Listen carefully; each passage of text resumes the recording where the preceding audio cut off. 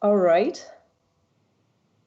Yeah, so we are live, okay, and we have 21 people watching now. So welcome everyone, and this is the first live stream actually that SUI is going to do.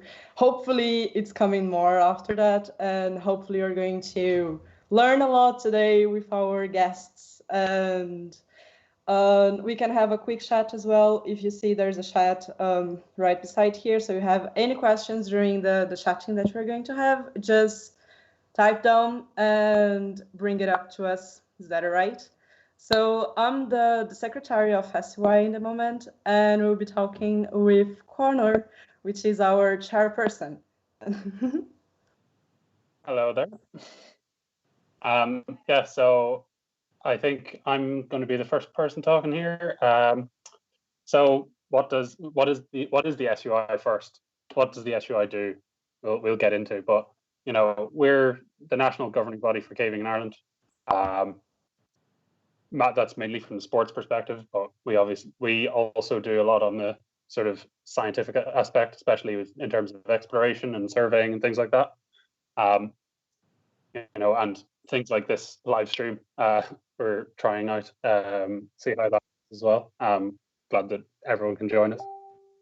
So what do we do specifically yourselves? Well, what do we do for cavers first? One of the main things that people would think of is, we provide insurance. So through the BCA and through FFS, we provide personal injury insurance through the FFS and the public liability insurance through the BCA. Personal injury is fairly self-explanatory, and the liability insurance that we get through the BCA is fantastic for us from a standpoint of farmers and landowners, all sorts of landowners, because it means we can say to them, listen, if something happens, you won't be on the line for any costs, which is, obviously what they want to hear. And that's the reason why, we can get access to the caves that we can get into. So obviously quite important, but we do plenty of other stuff as well.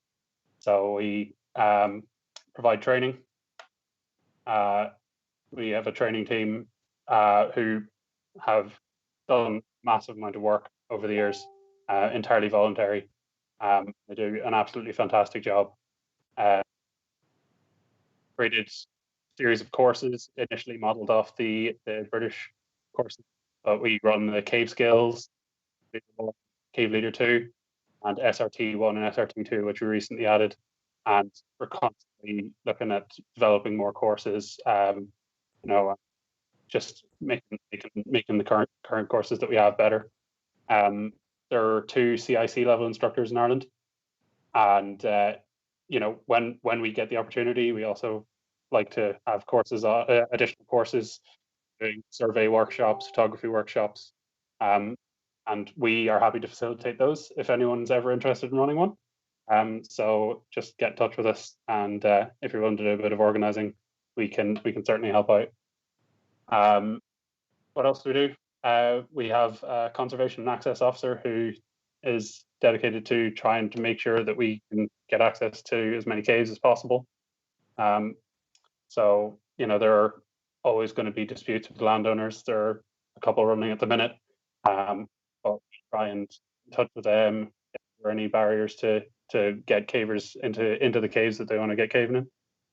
And the same with we're very happy to work with caving clubs to, if there's any barriers to them going caving, if there's any issues with, maybe they're, or whoever is sort of funding them or things like that, we are happy to help out with, if need be, with, our own advice and sort of what recommendations we have, and just help them out and talk through it. We facilitate the running of the symposium every year, the Irish Caving Symposium, which a lot of people will know about, but it's probably the main event of the Irish caving calendar, and it's hopefully happening this year in Tralee. We depends on the government restrictions, but we are still planning away at it, so it's hopefully going to be a big relief event after all of this. Yeah. What else? We produce ideally every year we produce a journal called the Irish Speleology, which will have fantastic, in-depth reports on the latest stuff that's going on in Ireland and further afield with people who come back from expeditions. We usually try and get them to do write-ups and things like that. And we also publish a newsletter, usually three times a year. We just published one recently, and it's all voluntary work as well. So a big thank you to our editors. We also support the publication of guidebooks on Irish caves, and also some scientific works, especially a lot of things on Irish cave archaeology. So we're there's a lot of really good stuff out there.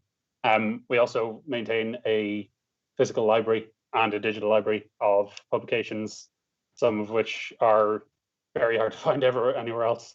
And it like the physical library even includes a lot of sort of old caver diaries from people like J.C. Coleman and people who would have caved around the same time as him. And it's a fantastic resource. And if you're ever able to get down to the library in Beggars Bush in Dublin, I highly recommend it. It's a very, very, very interesting. We also have a couple of expedition funds. So we have one supports Irish cavers who want to go on foreign expeditions, or Irish-led foreign expeditions. So we support those financially. We can support those financially and logistically. And we also have a special fund for Irish exploration, either full Irish expeditions or just potentially can assist with digs that have promise and things like that. If you can provide good enough reason for it. And yeah, we're working on developing the sport of caving. We host try caving events and do promotive things like these live streams at the minute, because we can't really do too much else. So that's most of what we do for cavers. What else do we do? What can we do for caves? So, as I said, we have a conservation and access officer.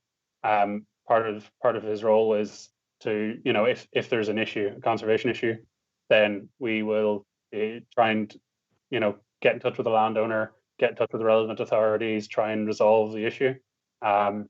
And we've started doing things like, so the Irish student cavers have a student caving forum every year.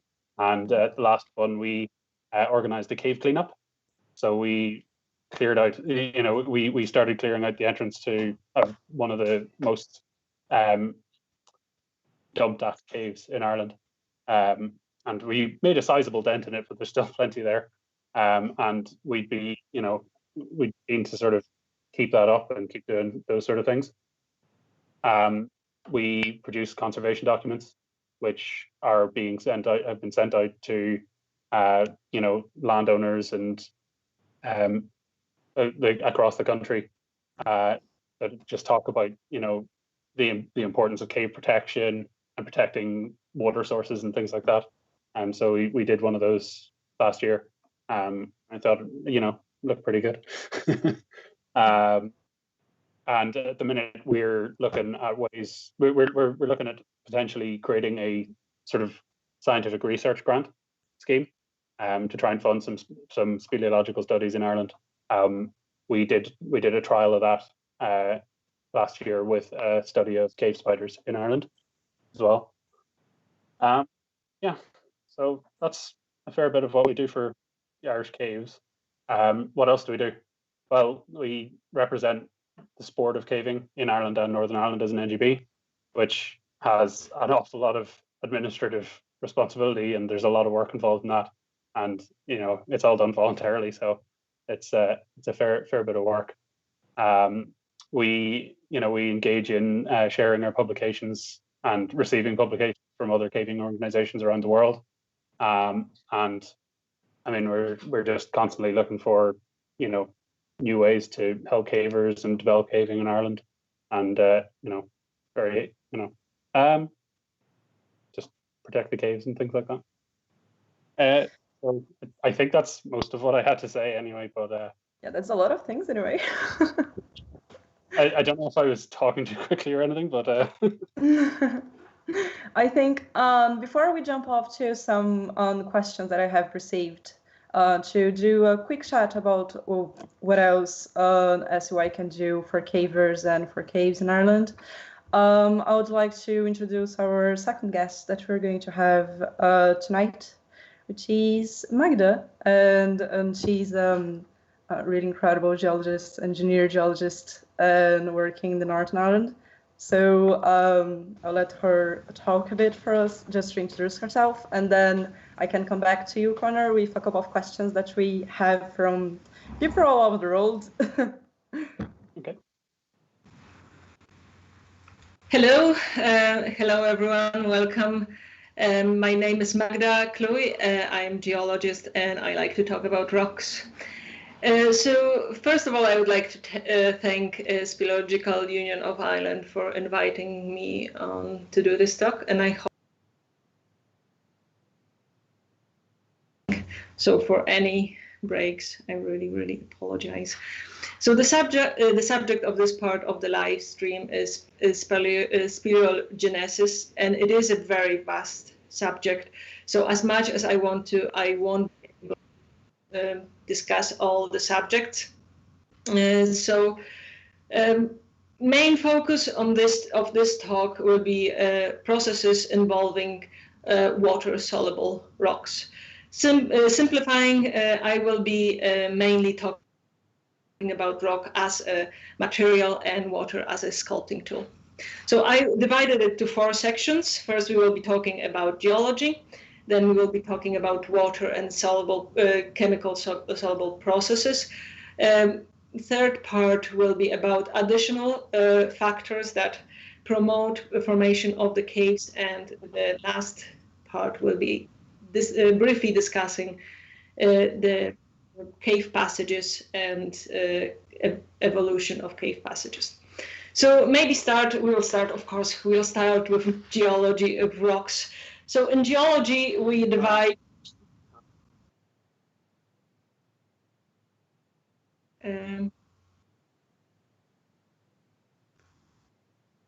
is that okay? Is that better? Yeah, sorry, here I am. So in geology, we divide rocks into 3 major categories. So we have igneous rocks, which are formed by volcanic and form as a result of weathering and deposition of rocks, and metamorphic rocks, which are a result of the transformation of the rocks which were exposed to high temperature and high pressure. And the one of the most significant for speleogeology, speleogenesis, is the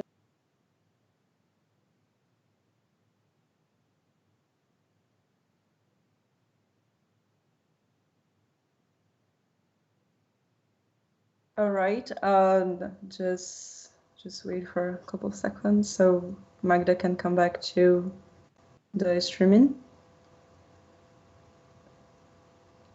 The main water-soluble rocks are evaporites and calcium carbonate rocks. Evaporites like which includes gypsum and anhydrite and rock salt. Gypsum and anhydrite, they're highly soluble. They're very scarce. They do not form thick beds.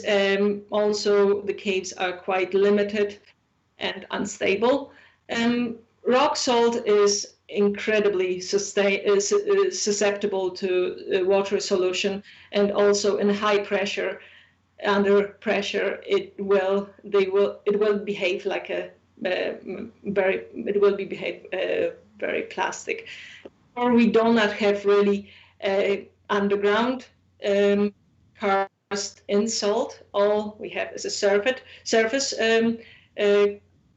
karst in salt, and it can only be formed in very dry climates like in Iran and in US in Death Valley. So moving to the most interesting rocks for us, carbonate rocks. So carbonate rocks, and they make approximately 20% of all the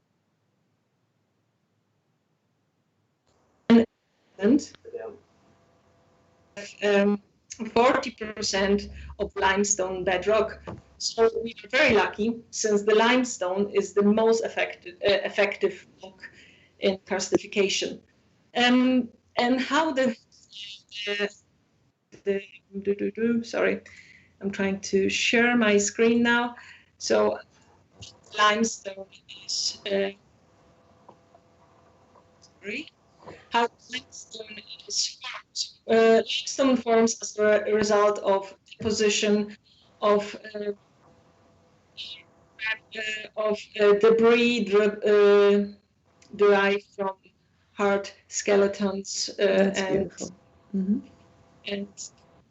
outer skeletons, inner skeletons of organisms, and it has to be deposited in the quiet, relatively shallow and tropical sea. So, as a sediment forms, we have the obvious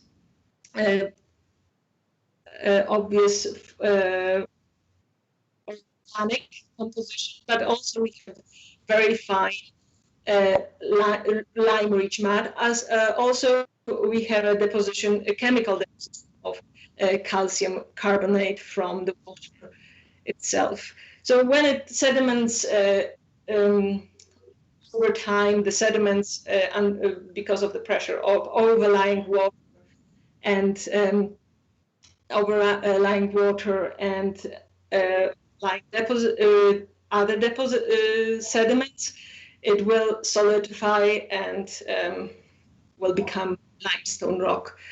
One of the other quite important things, if it comes to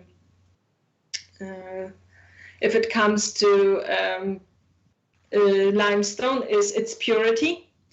So we have two major impurities in limestone, that is mud and silicic acid. Silicic acid is basically gel form of silica, and that will later form chert and flint. So we can, with impurities from mudstone, we only need 10% of impurities to significantly reduce solubility of limestone. So with mud components above 30, limestone becomes impermeable. With silicic acid, with flint and chert, we are more lucky, because even 30% of composition of limestone, if flint and chert is takes 30% of the limestone, the ability to karstify is still good. For us, it means, unfortunately, it means that there will be a lot of chert and flint in the cave, and as anybody who visited Culan II in Clare and Bow in Fermanagh, Bow Caves in Fermanagh, and of course all the Largi, this is not a pleasant experience. Probably people who visited and experience it at this point, they probably have a phantom shin pain, and I'm so sorry for that. But and this is also not only reduces the flint, affects the ability for limestone to be dissolved. Also, it obstructs the water flow. So that means the passages that are formed in those kind of limestones will be more elaborate. Another part of composition is the crystal structure, you could say. So if the limestone have less visible crystals, it's much less easy to dissolve. And the more coarse it is, the more the crystals are bigger. It takes a lot longer to dissolve. For example, marble, which is very coarsely has very coarse crystals, is much harder to dissolve than the limestone that the marble was driven from. So if it comes to structure,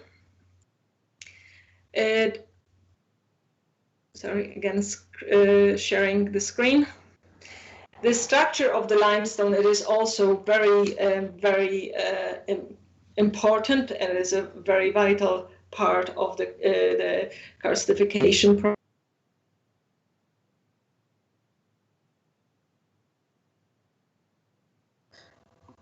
All right, so yeah, so we're just having some technological issues.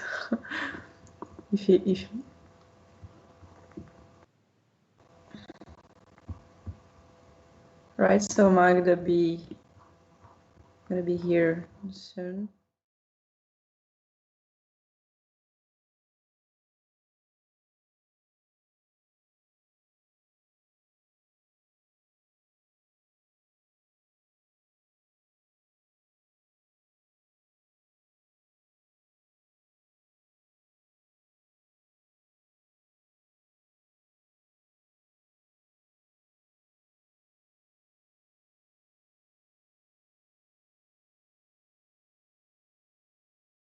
We'll be right back. Apologies, we are having some issues with Magdalena. We have just lost her. We're just trying to get her back.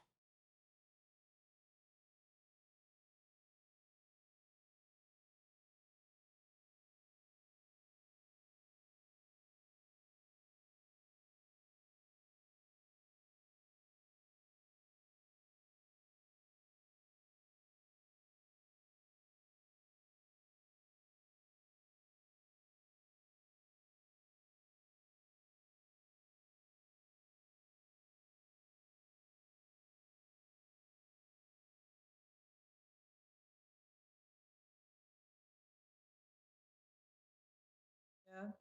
So it won't be like, oh, she's back. Hi. Oh, yes, well, I'm on my phone, so I don't know when you lost me.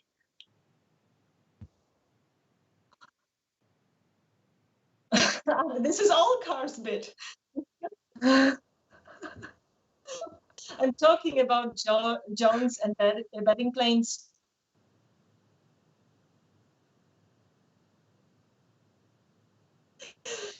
Okay, so I'm sorry if my phone or my laptop are not able to cope with it. So I am at the moment.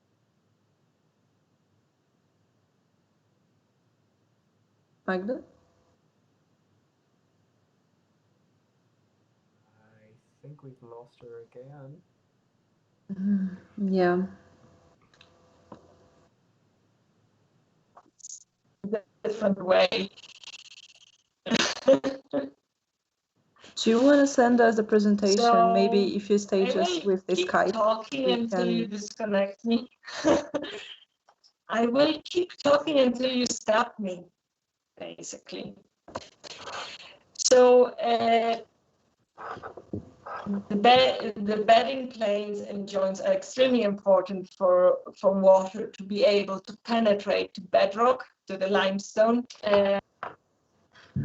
since it perpendicularly connects to the bedding planes. Therefore, the cave can be traveled horizontally as vertically. Faults, of course,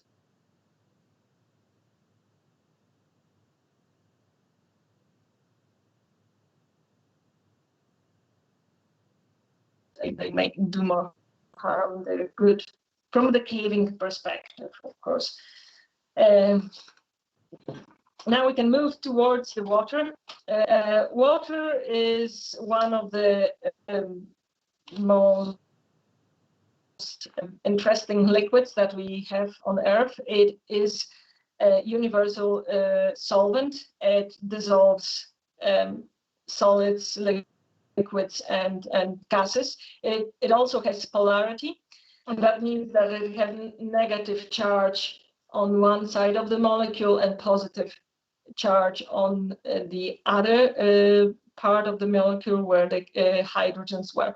That means that they basically molecules between themselves, molecules of water, they're attracted to themselves.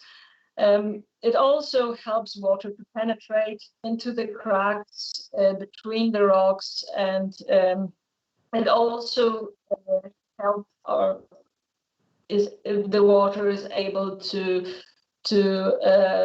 attract or absorb carbon dioxide. And carbon dioxide makes the water slightly, which is what we want for formation of the caves. So carbon dioxide is present in the atmospheric air, but it is very little.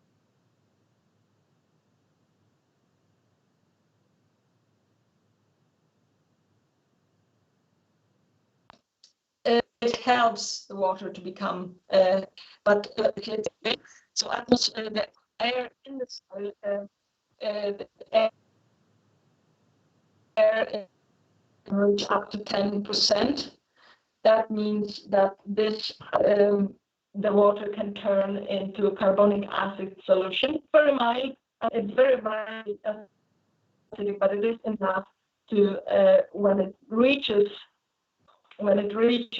the limestone, it will react with the limestone. It will absorb calcium from the and it will travel with water. So the water will keep removing calcium from the limestone until it reaches equilibrium, and either it will run through the rock and reach the surface, or calcium, the water will reach a chamber in the cave where the water is. The air is. The water won't be able to hold on to the carbon dioxide anymore. It will release it, and will have to release the calcium as well. So this is how basically very basic formation of the speleotherm. Water will travel through the limestone rock by the path of the least resistance, even if it means that it will be moving against the gravity.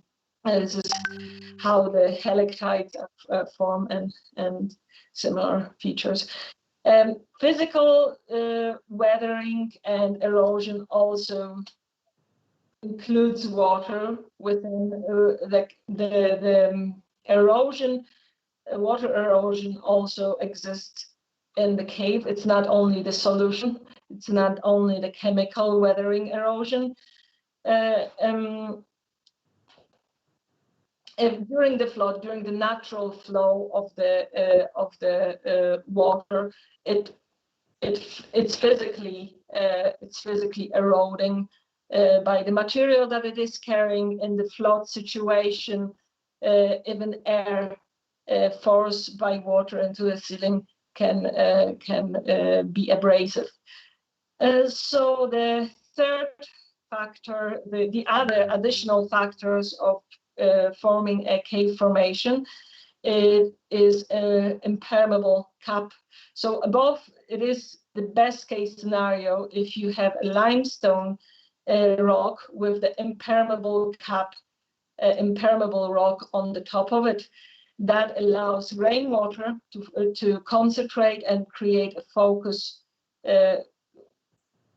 erosion, chemical erosion in the limestone.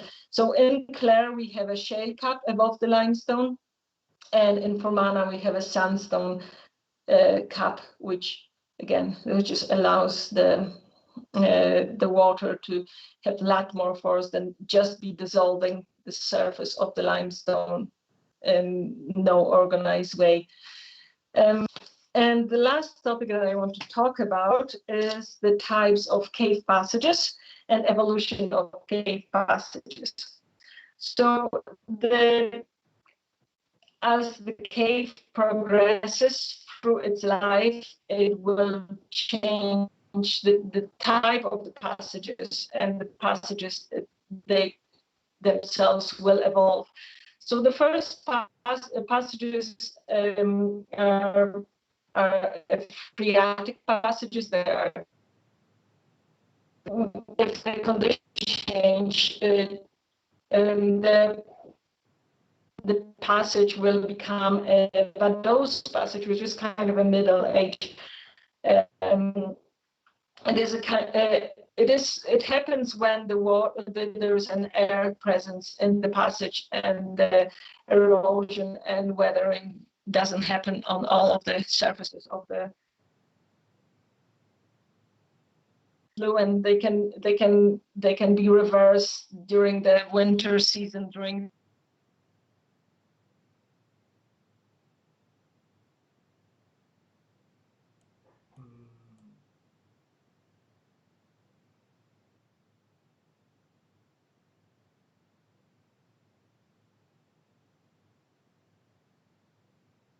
Apologies.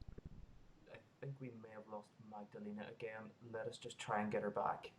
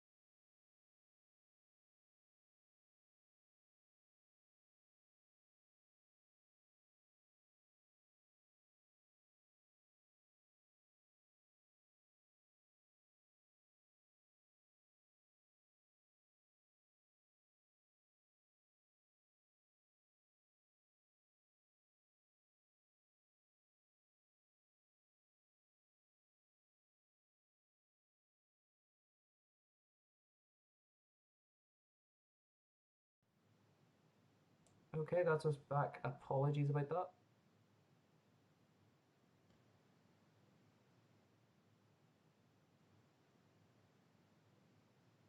yeah. So cave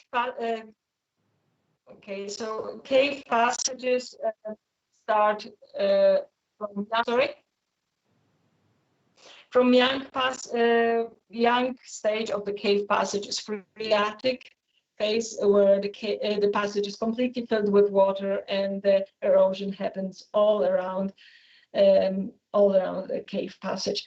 As the condition changes with time, this passage will become a Vadose passage, which is kind of a middle age type of passage. It's called Vadose. The part of the passage is filled with water, and erosion doesn't happen on the lower part of the passage. This very specific shape of this passage is the kind of a keyhole passage, of canyon passage. Again, this type of passage can again become a phreatic passage during this. It can be a seasonal change, it can be a flood, complete change of conditions. Last stage of the cave passage evolution is decorative phase. This is the phase where the aggressive running water doesn't really play a huge. It's only percolating water.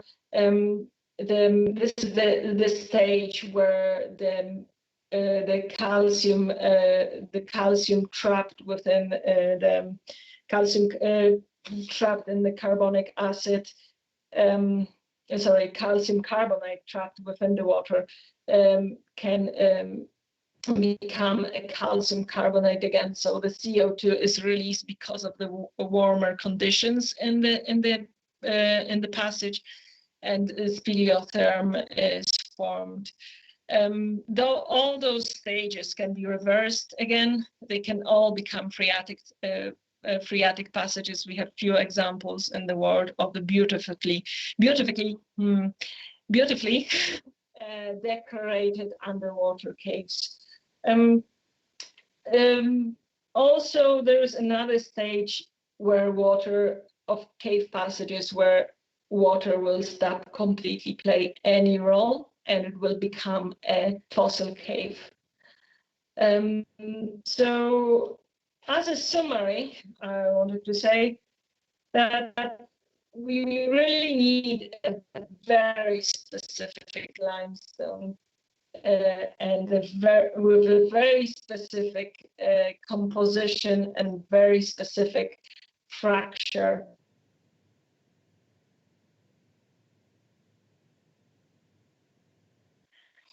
And if we're doing a prospecting, we'll be prospecting for new caves. It's not only the desk study, it is very important, so we do not run aimlessly.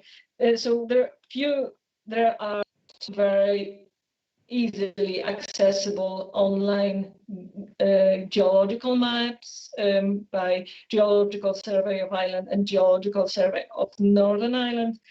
But they do not exist in vacuum. They need to be correlated with topographic maps, the geophysical, geomorphological maps. And in the end, when you prospecting in the in the field, the only indication of caves sometimes those are just the cave trees. So I hope that you enjoy that. I hope there were not too many interruptions. I would like to thank Pam and Tim Falk for allowing me use the graphs, but well, I know I wasn't really had a huge chance to do that, but they are beautiful, and I want to also thank you to them to advertise this lovely book that they wrote. It's beneath our feet, and it is a pleasure to read. And everybody with interest in caving and hiking and naturalists, they would enjoy that. So I hope you enjoy that. I hope you learned something. And if you have any questions, I hope I can stay online long enough to be able to answer them. All right. So thank you, Magda. Thank you for your time as well, and thank you for being here. And so let's chat a bit. Let's start with what do SUI do? So there's a couple of questions. So let me just explain from where I got these questions. I entered in contact with some friends here in Ireland, UK, Italy, and Brazil, and they sent me a couple of questions, and then we had some other questions that it might interest you all that are watching. So let's start with the first one, which is Conor. Does the SUI maintain any records with information on the caves produced by the groups? And if yes, where are they?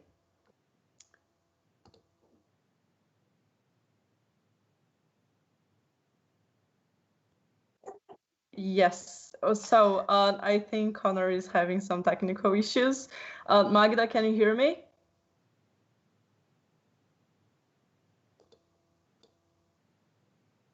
Yes, I can. Yeah, so I'll come back to you. Okay, so let's start with the first question. What is the average age of any an Irish cave in general? Like,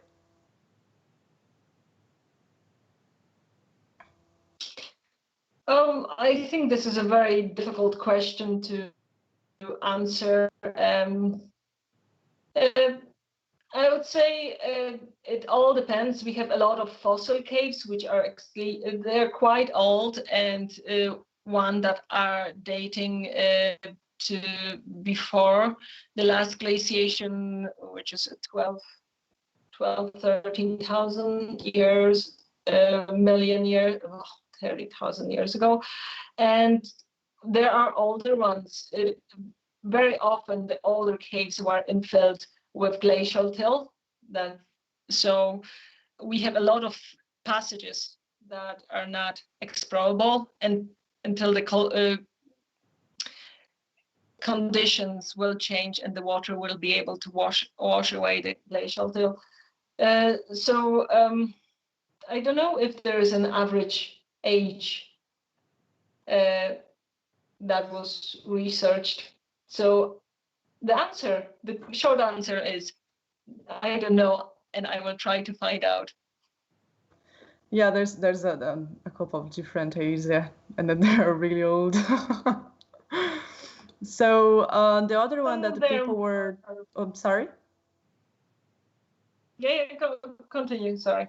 The other one that people were talking as well. So we were talking about carbonatic rocks mostly, which is the most caves that we have here in Ireland, and they're more well decorated as well. But if the rock type is different, does the formation will be different as well of the cave? The speleotherm, it might be different because speleotherm is affected by airflow as well as the shape of the passages, and shape passages are definitely dictated by the structure and composition of the rock. But if it comes to chemical composition, it will be always calcium carbonate. They all can have impurities, which gives them a lovely color. For example, nickel will give them green color. Copper will give them blue color. Iron, which we know from Ireland, will give them a red and rusty color. And magnesium will give them a black color. So that's the only difference. There are impurities there, do not change the chemical composition of the speleotherm. I hope that answers your question. Yes, it does, indeed. And is there hypogenic caves in Ireland? I'm not sure if the term is right, because I got this question from Brazil and Italy, so I'm just using my translation term in my mind. So the hypogenic is caves, yeah.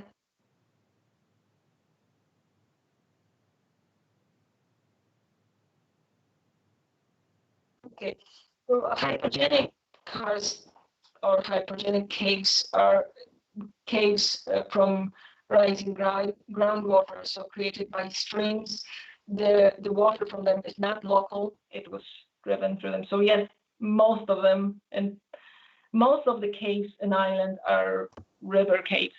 So yes, we have hypogenic. Epidemic, I looked through those questions, sorry. I think I sneaked through the last question.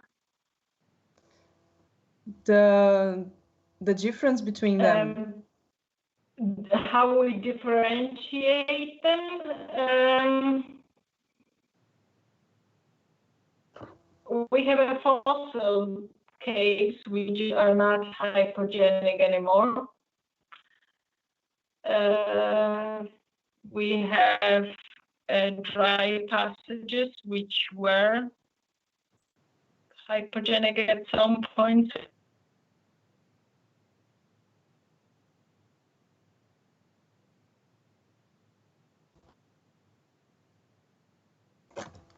Magda, can you hear me?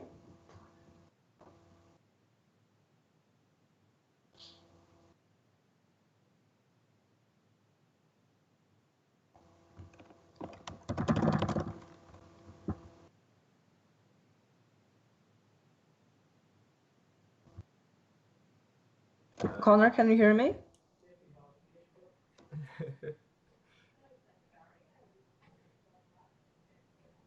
Yeah, I can hear you. Yeah, so while we try to get back to Magda, let's try to do some questions to you, all right? Sure. Yeah, so the first one that we got is... Can you text me the question?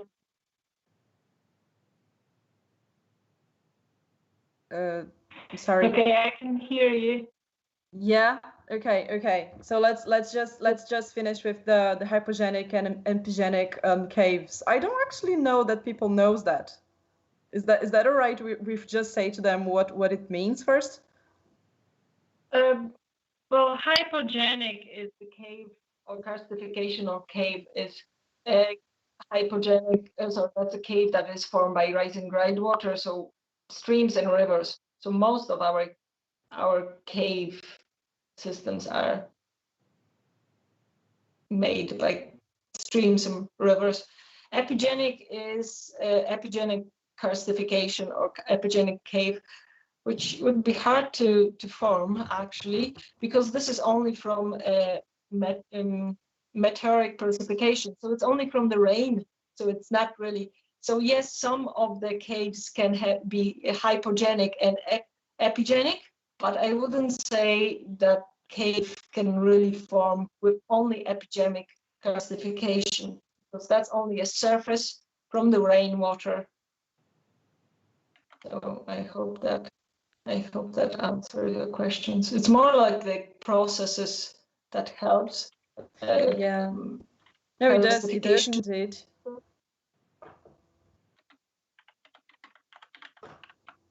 Yeah. So sometimes you indicate the kind of small sippages from the surface, and that would be epigenic karstification involved in those. It's very slow, very minimal, and not very aggressive and not concentrated. That's answered. Yes, that's perfect. Thank you.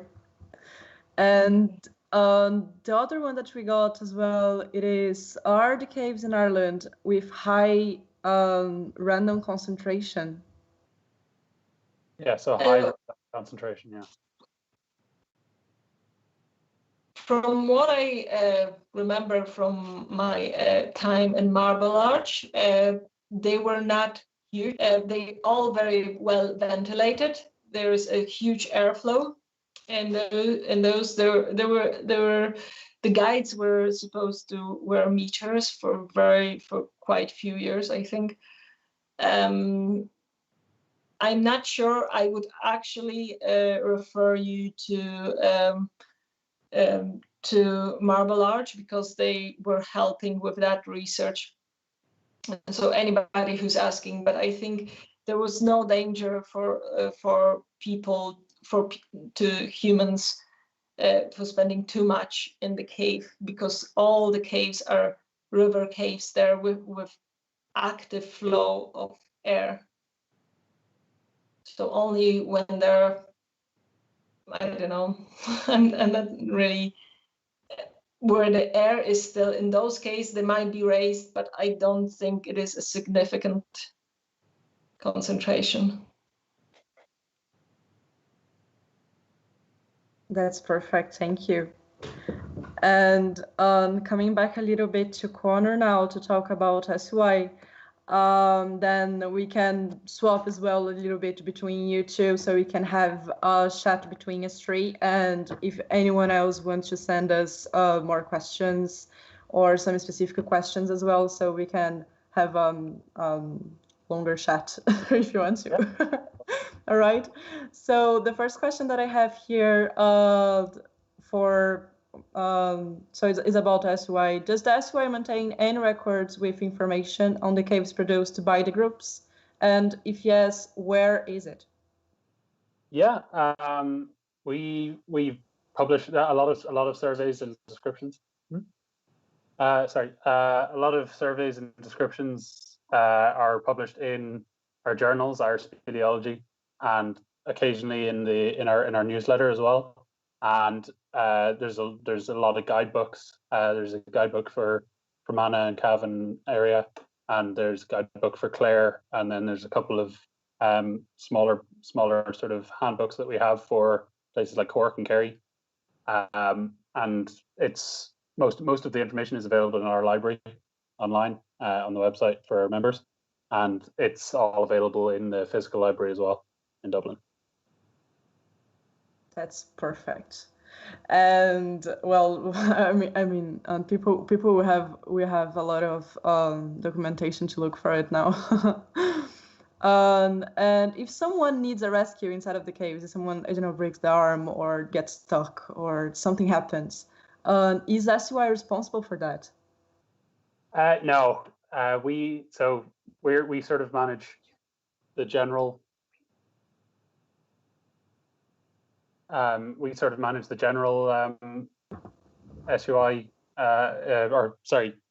general caving in Ireland, and the Irish Cave Rescue Organisation is responsible for any cave rescues, and they're responsible for them in Ireland and Northern Ireland, and they'd work with the police and other emergency services as needed there. But yeah, it wouldn't be the SUI that'd be involved, although we do have a close relationship with ICRO. So.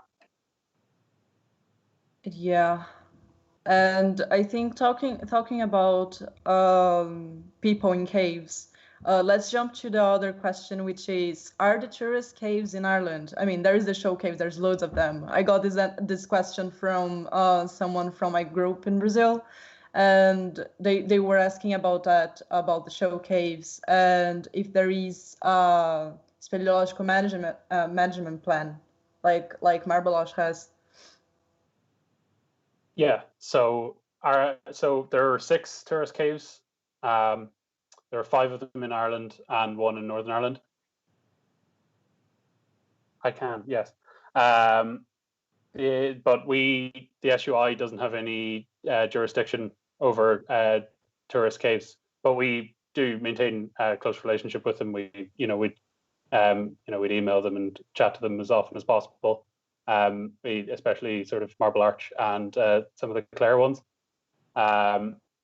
There isn't, as far as I'm aware, any sort of specific management plan for tourist caves, but they do have quite a lot of them would be special scientific interest areas.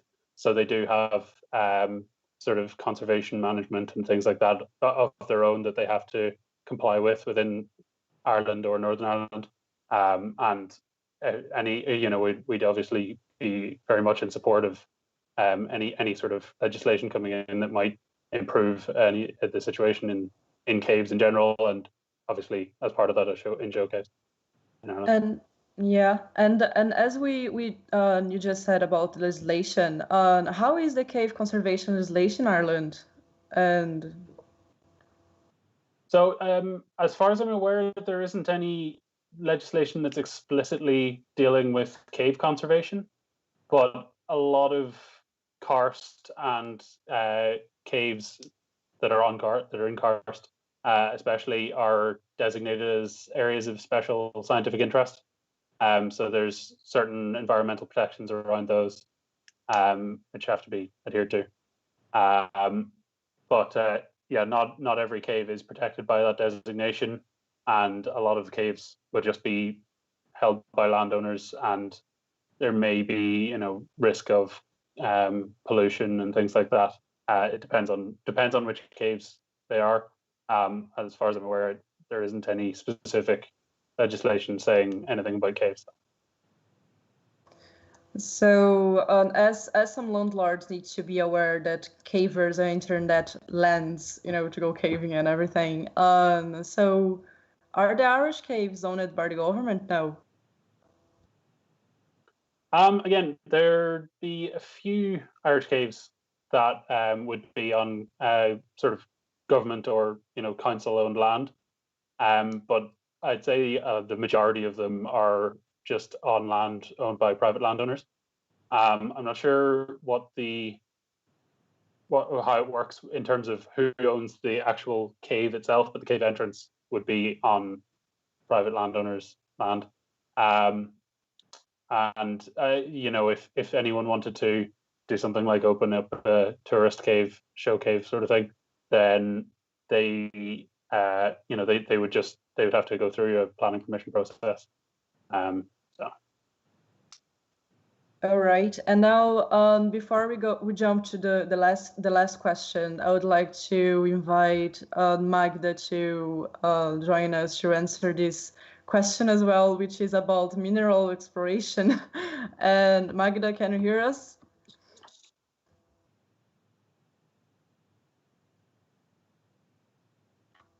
Magda? Yes, I can hear you. Yeah, good. Yes. Okay. So it's about the authorizations from the government. So is any type of authorization from the government that is necessary for tourism or mineral exploration? For mineral exploration, for sure, there are permits for mineral exploration or even for prospecting for minerals. For tourism, I'm not quite sure what the question refers to. For bigger organized tourist escapades, I guess it need a local government authorization for. Yeah, I'm not yeah, sure. I think most sort of show caves would need planning permission of some sort.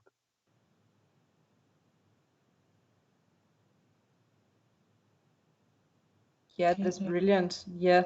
And if someone that is watching now, of the 24 people that is watching us now, or more people that is going to watch in the future, how they can get involved into caving, like if they're not cavers yet, and like where they can start, or what do they need to do? I don't know, give the rules.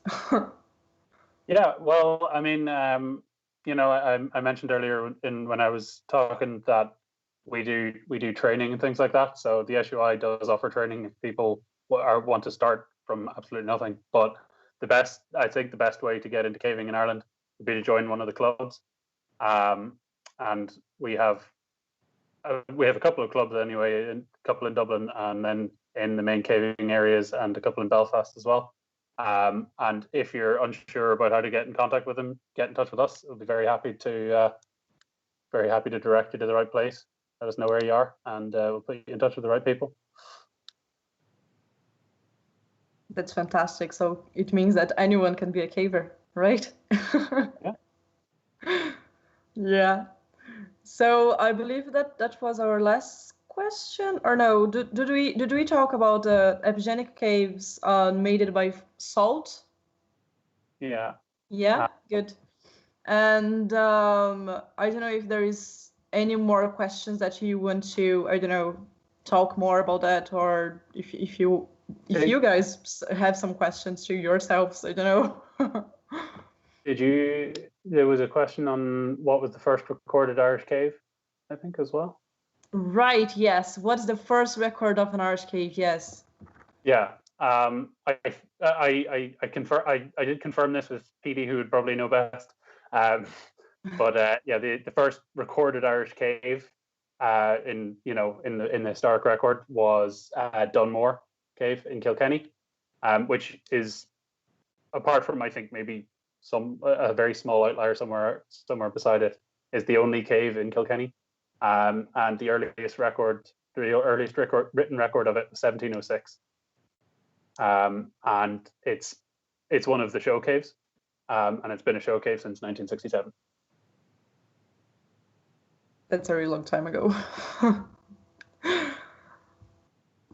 Yeah, but the Dromore Cave has a really nice history behind it as well, and there is a nice website as well to check on it. And yeah, so it's the first record of an Irish cave that we have here. Yeah. So I believe I just need to thank you guys and thank you for everyone that was watching and was patient. And this one was just the first one that we're doing. Hopefully we're going to do more live streams with more subjects and more people involved as well. And thank you, Conor, Magda, for being here. Yeah, thank you, Paul. I know you were there, and I know you didn't put your name here, but thank you for doing this and for making this happen as well. And without you, the live stream won't work at all. So thank you. I'd just like to thank Camilla and Magda and Paul for all the work they put into getting this together, and thank you, Magda, for your talk, and Camilla for hosting everything. And for putting it together actually as well. So, hi, I'm Paul. Just a quick question in the chat there. They're wondering what's going to be the next live stream. Is there any topics confirmed yet, Camilla?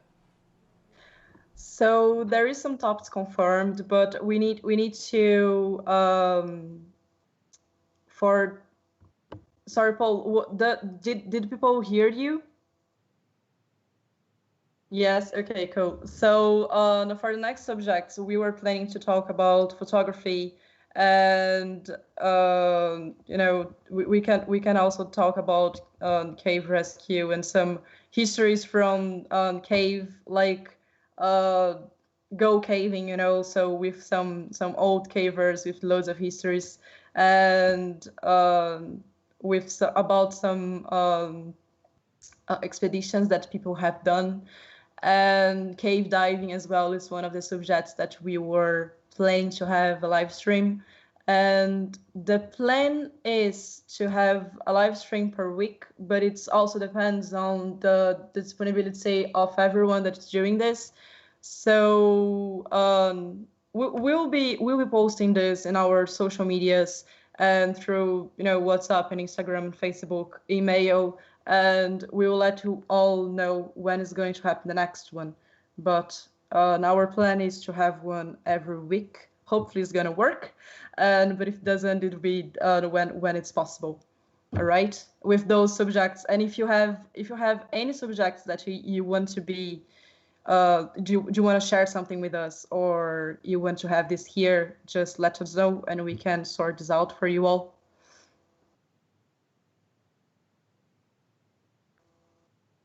Yeah. Okay. So thank you I again. can talk more about rocks. Yes, please. Yeah, I don't know why it's happening. All right. So I would like to thank you all who's watching now till now. And this will be saved for everyone who wants to share after that. So yeah, I hope see you all soon. Yeah. Thanks very much, everyone.